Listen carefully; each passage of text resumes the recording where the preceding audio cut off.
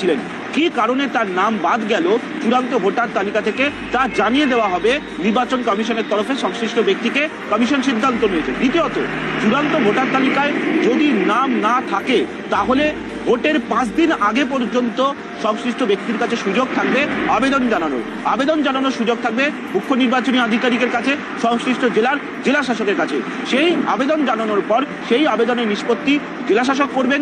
জেলা শাসকের নিষ্পত্তির পরও মুখ্য নির্বাচনী আধিকারিকের হাতে সেই ক্ষমতা রয়েছে সেই অভিযোগের বা সেই আবেদনের নিষ্পত্তি করা। তৃতীয়ত, যাদের নাম চূড়ান্ত ভোটার তালিকা থেকে বাদ পড়বে সেই তালিকা বুথ ভিত্তিক টাঙানো হবে। অর্থাৎ যেমন আমরা দেখেছিলাম চূড়ান্ত খসড়া ভোটের তালিকা বুথ ধরে টাঙানো হয়েছিল, এসডিডি লিস্ট বুথ ধরে টাঙানো হয়েছিল, তেমনি চূড়ান্ত ভোটার তালিকা প্রকাশের পর কাদের নাম বাদ পড়লো বুথ ভিত্তিক সেই তালিকা প্রত্যেক বুথে টাঙিয়ে দেওয়া হবে জাতীয় নির্বাচন কমিশনের তরফে। এই 3টি সিদ্ধান্ত দেওয়া হয়েছে কমিশনের তরফে।